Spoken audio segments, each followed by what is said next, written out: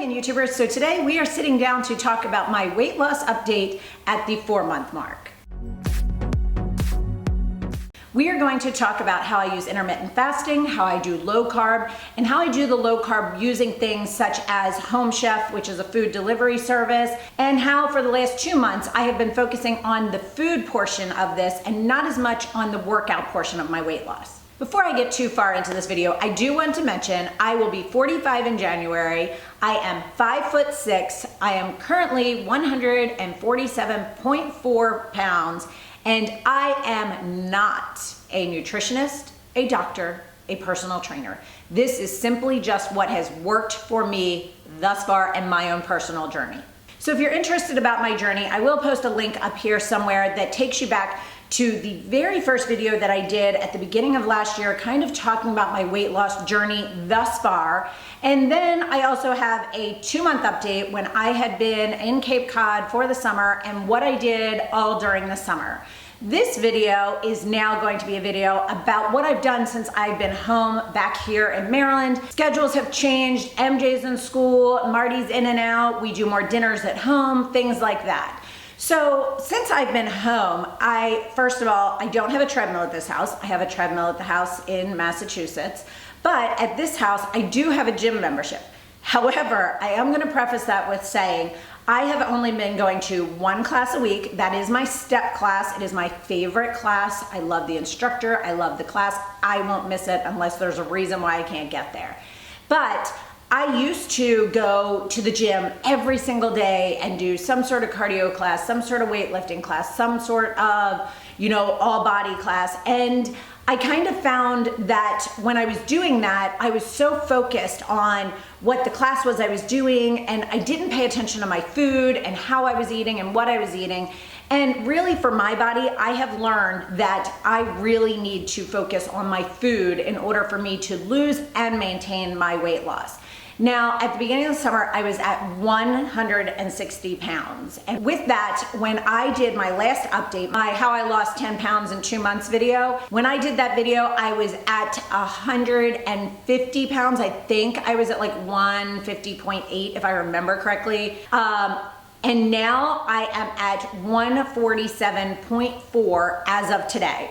I did get as low during this period here as 145. I was 145.2, I think was the lowest.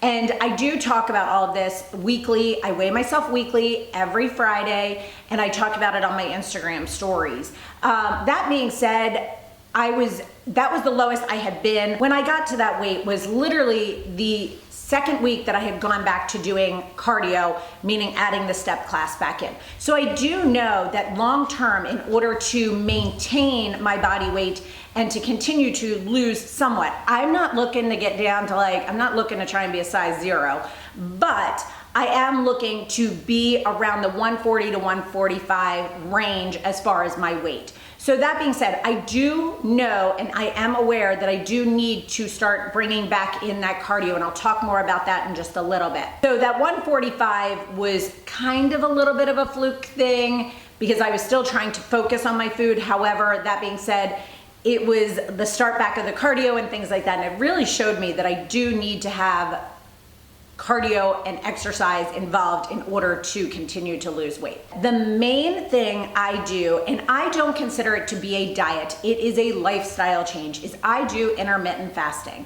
Intermittent fasting, guys, is basically, when I first heard about it, I was like, I can't do that whole day without eating and all that. That is not the way it is. It is when your body takes a break of time from eating. It is a larger break of time normally than the period of time while you're eating. So how I started during the 2-month period was I did 12 hours of eating and 12 hours of not eating. Now during that eating period, I did do low carb. I did keep it as low as I possibly could. But when I was out with friends, family, things like that, if we were at a pizza place, I still ate a piece of pizza, but I only ate a piece of pizza and maybe had a side salad. After you get used to that 12-12, you try and work up to longer periods of time of not eating. I now typically do 16 hours of not eating and 8 hours of eating. Now hearing that sounds like, there is no way I can do that. But trust me, as you work up to it, your body gets used to it and it works so well. This is the easiest way of maintaining and lifestyle change I have ever done. I have tried every type of diet on the book and every type of working out. This has been the first time I have been able to do this and maintain this easily. So that being said, what I tend to do is, let's say I'm done dinner at 7 o'clock at night. It started out that I then would not eat breakfast until 7 o'clock the next morning. Now, typically, if I eat dinner and I'm done dinner at 7 o'clock at night, I will then wait to eat breakfast until 11 o'clock the next day. Now, some days I am hungry at that point and I will make something like some eggs or yogurt or something like that that's quick and easy if I'm really hungry right then. Other times, if I'm not hungry at 11 o'clock, I will wait until I eat lunch at noon, 12:30, if I'm able to. And the longer your body goes without eating, the more it trains your body to break down the fat that is stored in your body versus other things in your body. To work up to that, it is a very sustainable, easy to do type of eating. So start out by simply doing the 12 hours, 13 hours, 14 hours, 15 hours, 16 hours. Work up to the 16 hours. But that being said, during the eating portion, you do need to pay attention to what you are eating. That doesn't give you free reign during that 8-hour period of time to eat things like candy bars and chips and rolls and pasta and all that kind of stuff. You can eat those things, just eat them in moderation. Now, one of the easiest ways I have found for maintaining our dinners around here, breakfast is usually something fairly simple. Lunch depends, it's usually a salad somewhere, but dinner is usually the one that's a little bit tougher. You want to make sure you have something for the whole family that is healthy, but you don't want it to be something that you're constantly sitting there, have to look up and figure out, what am I gonna have? How am I gonna eat it? You don't want it to be something that's difficult where you're constantly having to stop and think, you know, what am I gonna have? What am I gonna buy? How am I gonna plan? I don't wanna have too much stuff in the house. So what I personally do is I do a home delivery service for food. And I've personally been loving the Home Chef delivery service that I've been using since I got back at the beginning of the fall this year. They are super easy to follow recipes. You just simply go step by step and you have your meals ready. And it is just, you don't have to stop and think. I think that's a lot of people have the issue with. Don't know what to eat. They don't know how to plan meals. They don't know what items they need. They don't know when they're putting meals together, how many carbs there are, how many fats there are, how many calories there are. Now, Home Chef did give me a discount code. I will put that discount code below for $30 off your first box. You can't beat it. But things like that just make it so much easier to stay on track, which I feel as if is the important part of the food part. So I have mastered and gotten down the intermittent fasting part and the eating part. Don't get me wrong, we all have days where we slip up. Interesting part, when I was sitting down, it was already on my calendar to sit and do this video, but the previous weekend we had gone to a wedding, we were in Philadelphia, and I will say it is the first time in 4 months that I have fallen off the food portion of the wagon. All summer long, in through the fall, I've done no sweets. I have done low carb, and if I had carbs, it was very minimal. This weekend, that all went out the window. I had cheesesteaks because I was in Philly. I had desserts because I was at a wedding. It just went out the window. And typically that is very discouraging. When it goes out the window, you kind of go, oh, well, what's another day of eating bad? The intermittent fasting and the Home Chef, it makes it so easy to get back on track. I already had the Home Chef coming for today, and I already knew all I had to do on Sunday when I got home and I was like, oh, I didn't eat so well this weekend. I looked at the time when I was done eating and I said, okay, that time tomorrow, that's when I'm gonna start. And I had to work back into it a little bit. I think on Sunday morning, it took until 12 hours. I ate at 12 hours because I was just so hungry. And then Monday, I was able to go, I think I went 14 hours before I ate. Now, I didn't go right back to the 16 because it wasn't what my body was ready for. All those carbs and sugars kind of made me feel sluggish and more hungry and things like that. So I had to work back into it, but it was a very easy work back in. Plus the fact that I already have my meals coming this week. So I am already ready to be on track. Whereas if I had to go to the grocery store on Sunday and I still had all those carbs and sweets and things like that in mind, I probably would have made bad food choices. But I had already placed my order and the food coming in was already low calorie, low carb, low fat, good for me food. Now on to workouts. I do know, I am aware that now that I have mastered, or at least in my mind mastered, the portion of the fasting and the eating. I've gotten it into a rhythm. I've gotten it into a way of doing things. I do these things continually. My meals change up daily and weekly, but I have a system in place. Now I have to work on adding in my workouts. Now I do have one workout a week, and I do go to that class religiously because it's my favorite thing.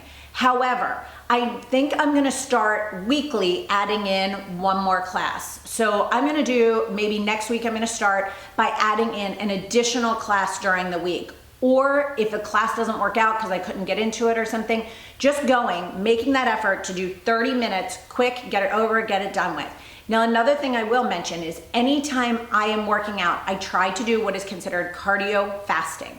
Cardio fasting is when you actually go and do your workout that is a cardio workout before you eat anything.